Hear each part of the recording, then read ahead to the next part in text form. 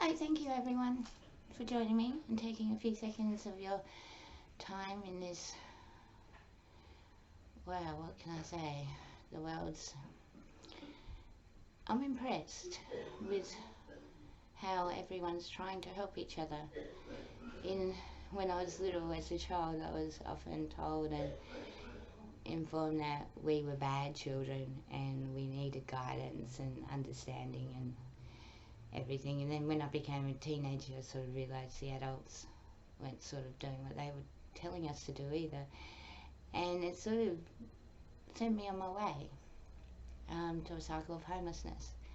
And in that cycle of homelessness, I became very shut in um, by words and communication breakdowns and blaming and shaming and judgments and pain and a lot of other things. And I slowly faded away and didn't want to become a part of the world because I couldn't understand the hate and division that words would make. Because for me, simply, words can be copied and pasted. They can be taught, but they can't be learned. Knowledge, on the other hand, can be learned. It's our everyday life. It's the way we interact with each other. It's the way we communicate with each other. And then at the lowest of my days, when I thought my teachings as a mother, I didn't even know who I was anymore. I totally failed my children. I totally failed everyone around me. I walked through a couple of little glass doors and I took my glasses off and I opened my eyes again to a world that I believed was abused by kindness and words and money. And we as humans sort of labelled ourselves in our words and education and our ownerships, and I was given the belief that I wasn't a person because I didn't own a home or I didn't have a job, and I couldn't talk for myself, and other people often took over that role. And then I walked into a glass doors and I received this little red hat and this little yellow vest. Well, it's not really yellow, it's quite bright actually. But when I first started as a vendor, you'd be quite amazed at how many people would not actually see you walking by. And it was, to me, the most hardest thing I ever did. For a life of hiding my poverty and hiding my shame and my blame, I announced it to the world and started selling magazines and started running my own business as a big issue. Basis, it's a non-profit organisation, but they're a distribution point. We are the business, us vendors, and like many other people today, we are suffering all over the world because we haven't got a job anymore. We're all isolated, and a lot of vendors have an income off their magazines from rent, and there's a lot of vendors who don't have homes and need the money to survive. And when you're in isolation and you don't have a home, it's one of the most hardest things to do. And what the big issue had shown me over the years is the sharing and caring of knowledge, and how we can open up our worlds and learn from each other when we take those labels away, when we take the money away. And for a lot of years I put myself, my mental health stopped me from being me in a way, being able to be a seller as I wanted to be, until I got that community interaction and I saw that people actually liked me as a person when they saw that I had nothing.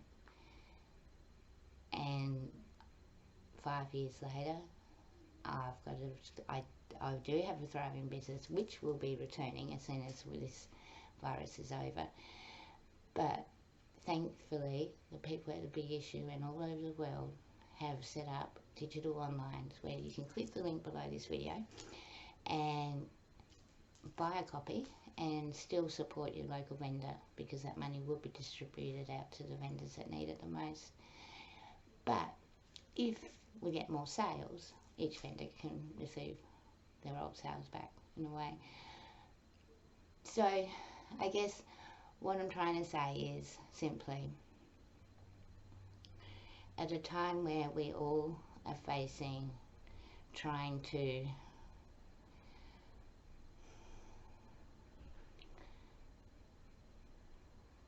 sudden change and not knowing of where you're going to be from day to day, we can embrace it. Trust me, it's the only way to do it. It's the only way, and to share and care our knowledge and learn from each other and support the big issue and support your local vendors, even though they're not on their street.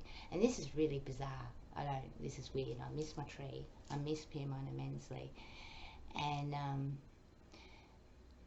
buy a copy, because at the moment I'm still getting into this digital era, and oh my gosh, classrooms are getting changed into digital, like major digital. It's going to be strange. So buy a copy and let me know what's in the magazine, because at the moment it's strange. Next edition I'll probably buy a copy, but I'll probably buy a copy of this edition. But please, just buy a big issue and support everyone, because for me, that whole company structure and the whole dynamics of how that company works is sharing and caring knowledge, not words, not copying and pasting words. Like, the whole big issue as an organisation is not just a magazine. It's individual, unique people working together to help others, not with the goal of making money, but with the goal of keeping the hate and division away. And I think that's, after this, I'm sorry, lucky we're on video. After this, we can maybe have a little think and try and work out ways we can, and that's why you need to read the big issue, because that's what the big issue is all about. It's about people sharing their knowledge, not copy and pasting words. And trust me, vendors love you reading their stories. They really do. Every time I see a vendor in their face when they know they've got a street profile in. And marketing, if you're seeing this video, I'm sorry. My vest is not ironed. My bag's a little bit of a mess. But my hat's cool. You see, we all have jobs to do, like marketing. They have their little network of what they need to do, and editorial has theirs, and our state officers have theirs. Sometimes they argue, sometimes they don't. But at the end of the day, they get all their differences and conflicts and bring out a magnificent publication. And trust me, if you go and buy a copy from each over the world, you'll understand so much more than just your little life. And that is knowledge. Words, I don't know, words are easy to abuse. So let's share knowledge. Buy a big issue. Please buy a big issue. Because I do feel for all the vendors. And vendors, use this time, because, hey, you guys know what it's like to go through times like this.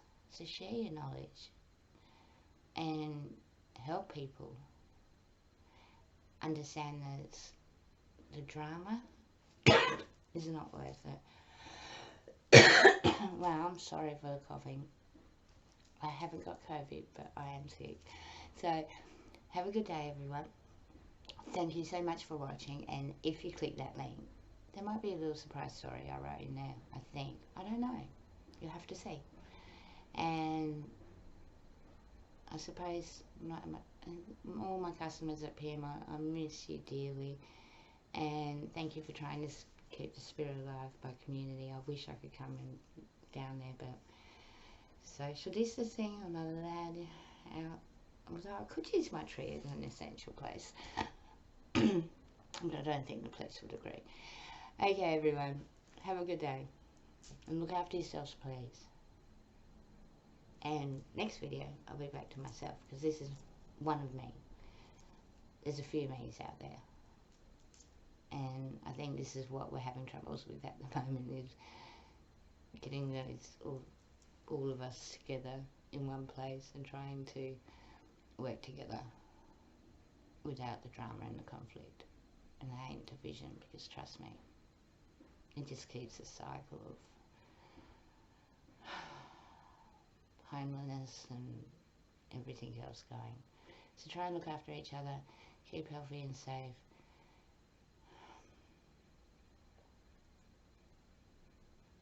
and do your best. Bye, everyone.